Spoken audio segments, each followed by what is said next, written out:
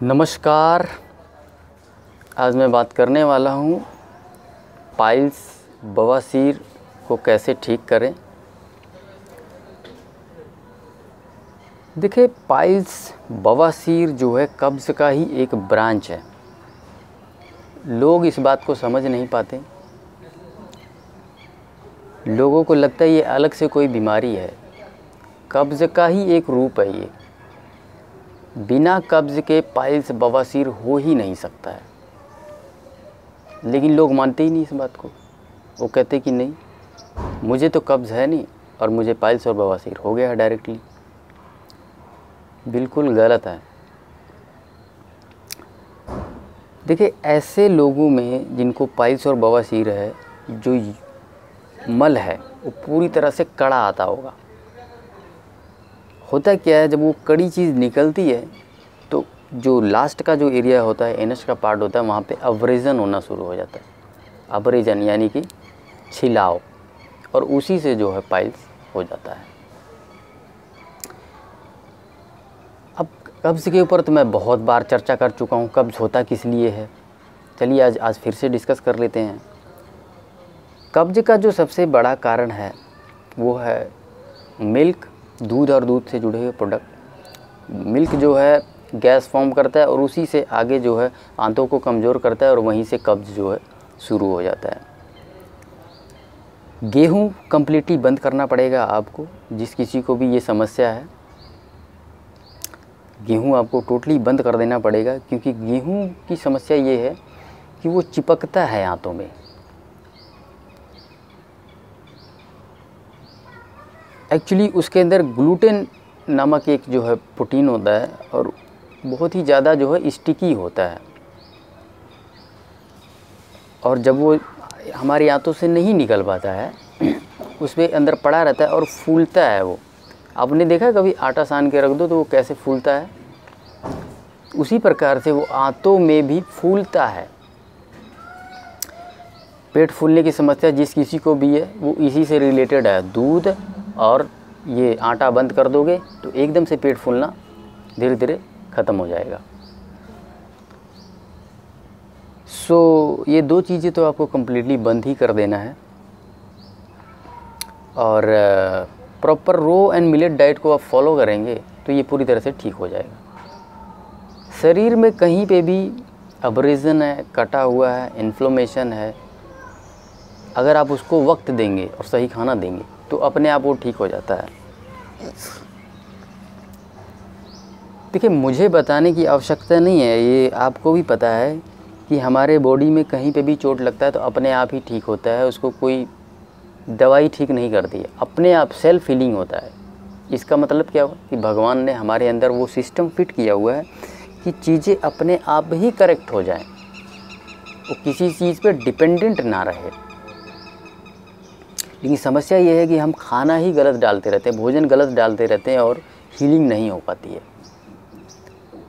अब जैसे किसी को खाना डाइजेस्ट ही नहीं हो रहा, अभी पिछला खाना डाइजेस्ट नहीं हुआ और अगला नेक्स्ट खाना वो खा लेगा तो क्या होगा।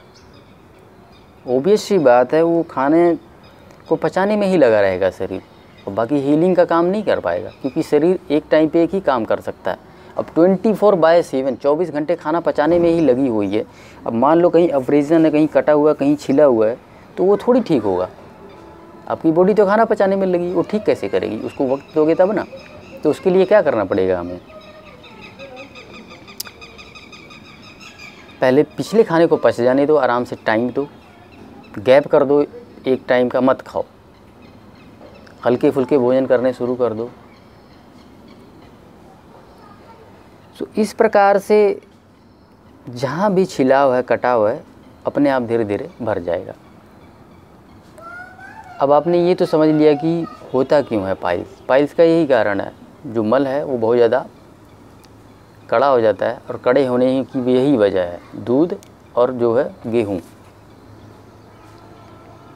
और जो है बाकी डाइट आप इस प्रकार से करें। कब्ज़ का तो आपको पता ही है कि एनीमा लेना ही लेना है। कब्ज़ है तो पाइल्स में भी एनीमा लेना है, कोई दिक्कत नहीं है। जब इतना मोटा मल जो वहाँ से निकल सकता है तो ये तो इतनी सी पाइप होती है, थोड़ी सी पाइप ही तो डालनी होती है। सो इसमें पाइल्स और बवासीर में भी आप एनीमिया ले सकते हैं, ठीक है। और मॉर्निंग में 1-2 ग्रीन जूस ऐड कर लें। सारा का सारा डाइट वही है जो मैं आपको बताता हूँ। ग्रीन जूस, पालक टमाटर आंवले का ग्रीन जूस पिए या फिर करेले का ग्रीन जूस। और नेक्स्ट पूरा दिन आप जो है जूस वाले फ्रूट्स खाओ। अभी तरबूज खरबूज आ रहा है, उसको खाओ पूरा दिन, ठीक है। पूरा दिन नहीं खा सकते तो एटलीस्ट मॉर्निंग में सबसे पहले वो उसी चीज़ को खाओ ग्रीन जूस के बाद। और उसके बाद सलाद खाओ पूरा दिन, ठीक है। फ्रूट्स खाओ जो आपके अच्छा लगे मन मुताबिक। और बाकी जो है तीनों को अपना दाल चावल गेहूं को जो है उसको मिलेट के साथ रिप्लेस कर दो। सो इस डाइट को करें, बाकी सारी चीज़ें बंद कर दें। जैसे कि पैकेट वाली आइटम्स हैं उसको कम्प्लीटली बंद कर दें, ठीक है। दूध दही घी मक्खन इसको बंद कर दें। और जो है इसमें गैसी फूड्स बंद कर दे, जितने प्रकार के गैस बनाने वाली, ये सब इंटर रिलेटेड। ये मैं रोज़ बात करता हूँ इन सब चीज़ों के ऊपर, ये सब इंटर रिलेटेड। आप लोग अलग अलग करके देखते हैं ना कि ये बीमारी है, ये बीमारी है, ये हार्ट की बीमारी है, ये किडनी की बीमारी है। सब एक ही है, सब एक दूसरे से साथ जुड़ा हुआ है। आज मेरे को हार्ट की समस्या होगी तो कल को किडनी की हुई है, डेफिनेटली होगी। सब इंटर रिलेटेड है ना।